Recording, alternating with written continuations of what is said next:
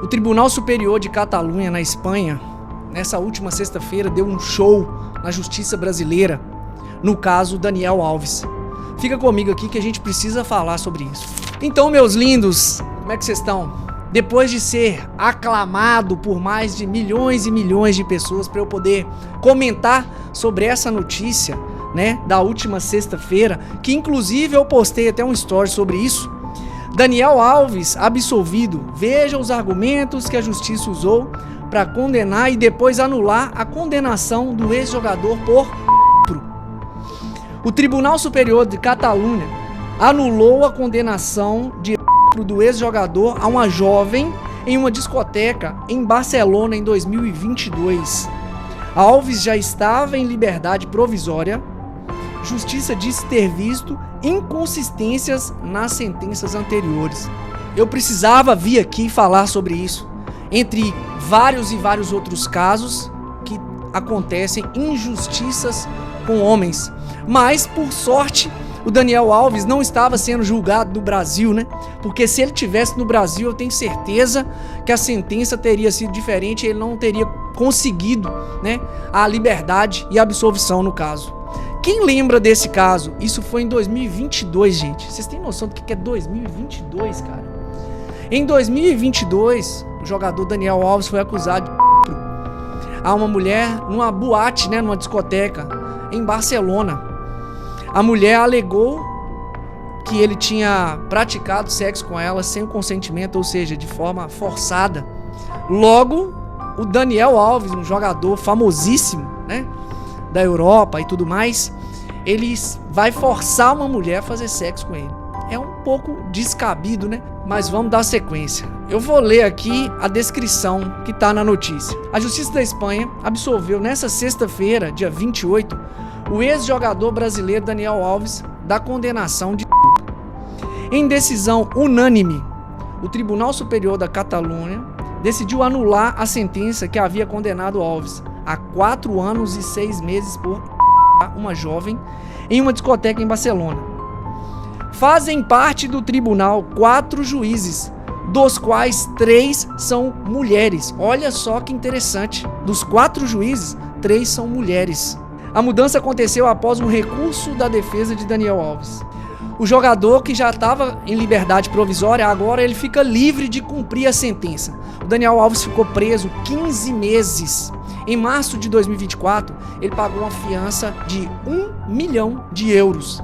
Faz as contas aí para você ver quanto que é 1 milhão de euros. Para poder responder o processo em liberdade. E agora, na última sexta-feira, ele teve a sentença dada e foi absolvido do crime. Então, vamos falar sobre esse caso? Vamos analisar um pouco sobre esse caso. Esse caso que não é muito diferente de vários outros que acontecem no mundo inteiro. Como eu falei, por sorte o Daniel Alves estava na Espanha, que, pelo que a gente viu aí, o tribunal, o júri, né, mesmo composto por 75% dele mulheres, essas mulheres tinham a sensatez de usar o objetivo de fazer a justiça acontecer, independente do discurso da vítima. Hoje no Brasil a gente sofre muita coisa. Hoje a gente tem um grande problema, que é a palavra da vítima ter um peso para condenar o acusado. O que isso é um absurdo descabido. A palavra da vítima por si só tem o poder de colocar um homem na cadeia. Eu já mostrei aqui várias vezes, várias pesquisas já foram feitas e no Brasil quase 80% dos casos de violência contra a mulher são falsas denúncias. Isso é muito sério. Já passou da hora da justiça brasileira cair essa ficha e entender que as mulheres não são sempre esses seres de luz que podem simplesmente, por causa da palavra, do discurso dela, colocar um cara na cadeia. Muitas mulheres usam dessa força, desse benefício, para condenar e acabar com a vida de vários homens inocentes. Eu costumo falar que é muito simples para uma mulher que defende isso e acha que deve ser assim. É só ela pensar que o dia que o acusado for o pai dela, for o filho dela, for o irmão dela, e ela tiver certeza que o cara é inocente e que a suposta vítima está usando dessa ferramenta para poder destruir a vida dele e colocar um inocente na cadeia. Você já parou para pensar quantos inocentes estão na cadeia pagando por algo que eles não fizeram? E outra, com uma sentença e uma condenação e uma acusação terrível que é crime contra a mulher e às vezes crimes sexuais. Todo mundo já ouviu falar como que é a vida péssima de um detento que está cumprindo pena por causa de crimes sexuais. Pensa bem, esse cara passar por tudo isso sendo inocente. Imagina a cabeça dessa pessoa. Hoje, no Brasil, nós temos esse problema que é gravíssimo. Eu quero ressaltar aqui que eu não sou contra a mulher, eu não sou contra o direito da mulher. Eu sou super a favor de leis severas que coloquem na cadeia mesmo bandidos que realmente mulheres, que violentam mulheres e que são realmente criminosos, que cometem esses delitos de violência da mulher dentro do âmbito familiar. Eu sou super a favor e eu acho que isso deve acontecer. O criminoso, ele deve estar atrás das grades, ele deve ser condenado, independente se ele é homem ou mulher. E com uma ressalva, hoje a palavra da mulher, ela tem um poder de condenar o acusado por si só.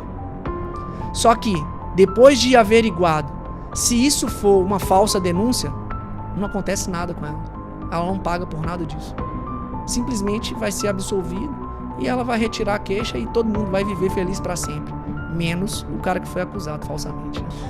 Eu só queria a oportunidade de estar nesse tribunal, né, nas primeiras audiências lá do caso do Daniel Alves, porque eu queria perguntar para a vítima assim, eu falei assim, ô fulano, você já conhecia o Daniel Alves? De algum lugar? Não conhecia? Interessante. Você tem o hábito de ir para camarotes com homens que você não conhece? Isso é comum? Você tem o hábito de fazer isso? Ou só porque era o Daniel Alves? Famoso? Multimilionário? Será que se fosse eu, um mero mortal, que tivesse lá no camarote chamado você para subir, porque eu te achei bonitinha e gostosinha, será que você ia? Será que todos os caras que te chamam para ir pro camarote, mesmo você não conhecendo, você vai? Então a gente tem que parar um pouco para pensar que essas pessoas, jogadores, eles cometem erros, tá? Eles podem ser sim criminosos, mas muitas vezes eles são vítimas de mulheres golpistas e oportunistas. Um exemplo disso é esse caso do Daniel Alves, que por sorte conseguiu se livrar dessa acusação aí, mas que infelizmente teve um dano enorme na sua carreira como jogador, no seu casamento e na sua vida pessoal, né? Vamos pensar nisso? Um beijo pra vocês.